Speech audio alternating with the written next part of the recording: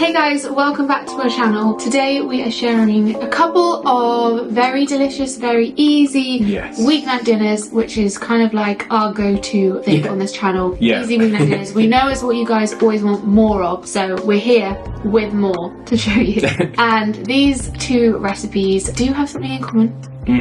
They are both pasta recipes. So we've got two very different pasta recipes. One is your classic Bolognese, and another one's slightly different. It's more of a creamy, cashew-based lemony pasta sauce as well. Yes, I don't know about you, but pasta is something that I could eat every day of the week. Like, I don't ever get bored of pasta. Yeah. Monday you could do stuffed pasta shells, and then the next day you're having something completely entirely different with a different pasta shape, and it feels like an entirely new Well, that's it, meal. isn't it? There are like so many different shapes. Yeah. Funnily enough, we're not really going that No, we're doing out there on different the shapes. sauce but same looking shape. They are technically different pastas. We're doing one spaghetti, one linguine. So yeah, I think we should just get right on and started with the first recipe.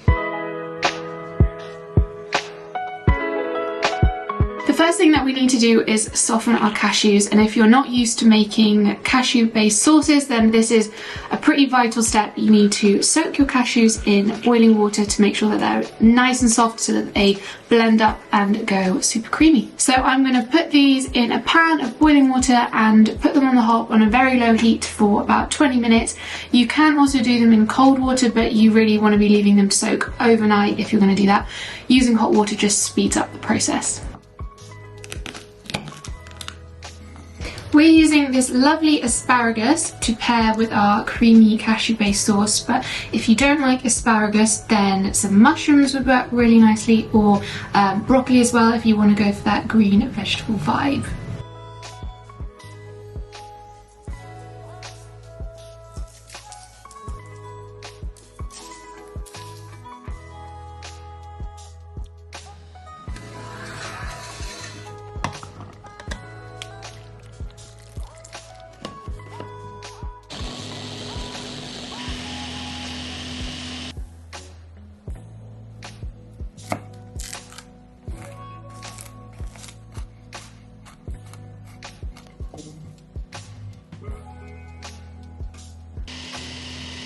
So now that our sauce is made and our asparagus is roasting in the oven, we want to cook our pasta so that it all comes together just at the right time. And we are using some spaghetti for this recipe. Don't come at me if you're Italian. But I did Google online, and apparently, according to Google, for creamy based sauces you want to use long pasta shapes. So a spaghetti or a tagliatelle or a linguine or something like that. So obviously you can use whatever pasta you want, but we're gonna go, I think, traditional and use some lovely spaghetti. So I've just removed the asparagus from the oven, and we're gonna chop them up into little pieces, but we're gonna leave a few of them aside and leave them as whole tips to dress on our pasta at the end. So maybe about 3 per person, and then the rest we're gonna chop up.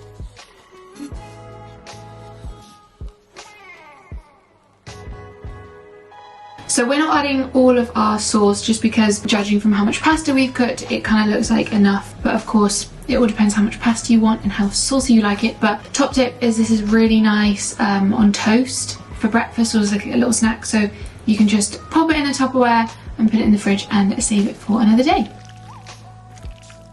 So when we drained our pasta, we left a bit of water in the pan so that it just added to the sauce, thinned it down a bit, and just tastes extra creamy and lovely.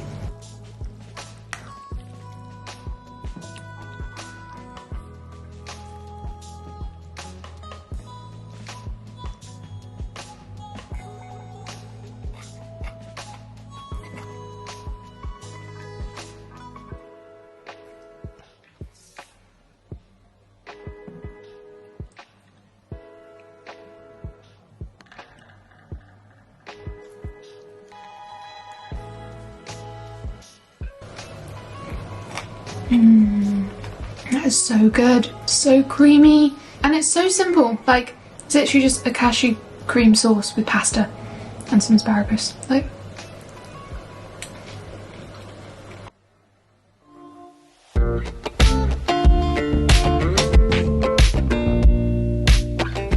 When making a bolognese, I like to think of it in a few stages. The first of which is getting everything chopped and ready for cooking. So this is chopping the onion, the garlic, the celery and the carrot, among other things. We like to cut it all fairly finely, but if you prefer, you can cut everything even finer and it will melt into the sauce more, or you could leave the veggies a little chunkier if you like more of a rustic style sauce with more veggies in. But like I said, we're going for something in the middle. Once everything is prepared, the next stage is to start cooking. Our bolognese begins with the garlic and onion on the heat until it is soft and fragrant with a bit of salt and pepper. This is around 5 minutes or so in a neutral cooking oil, and then we're going to go in with the carrot and celery. We like to cook this down for a little bit so it begins to soften, and then the next thing we're going to go in with is some sun-dried tomatoes. We are going to be using a meat alternative to make our bolognese sauce, and we've gone today for the Richmond mince-free mince. We tried this for the first time the other day. It's actually really tasty, so I would definitely recommend this one. If you're not feeling a vegan mince, then you could go for some lentils or some really nice array of mushrooms chopped up really finely, or just add loads more extra veggies. But the mince gives it more of a kind of bolognese ragu-y flavour. We cook the meat alternative until it begins to firm up, and then we're going to go in with the tinned tomatoes, tomato puree, veg stock and some red wine and balsamic vinegar. The red wine and balsamic really help to make this dish lovely and rich and deep in flavour. Next in the herbs, so this is equal parts of basil, parsley, thyme and oregano, but you could also add in something like rosemary if you prefer that flavour. And then cook that on a low heat until it's reduced to a lovely, thick, deep bolognese sauce. So for our pasta, we have gone for another long pasta shape. We're using this linguine. Again, I read online that long pasta shapes are good with meat-based sauces. Also, you know those, what are they called? They're like the really big small tubes. Big small tubes? Rigatoni? Rigatoni, yeah. So like something that can hold the sauce in it. So something that has like a little cup is also good, but something that like the long shapes, apparently the sauce kind of like sticks to the outside of the pasta. So we're going for linguine. Apparently, I think, tell me if I'm wrong in the comments, but bolognese from Bologna is traditionally made with tagliatelle, but we've gone for linguine today. The final step in this recipe is to just mix everything together. So we've drained our pasta of all of the water, and then we're going to go straight into that with the bolognese sauce and give everything a good mix around. Serve that up into a pasta bowl and top with a lovely little garnish of fresh basil leaves, and enjoy.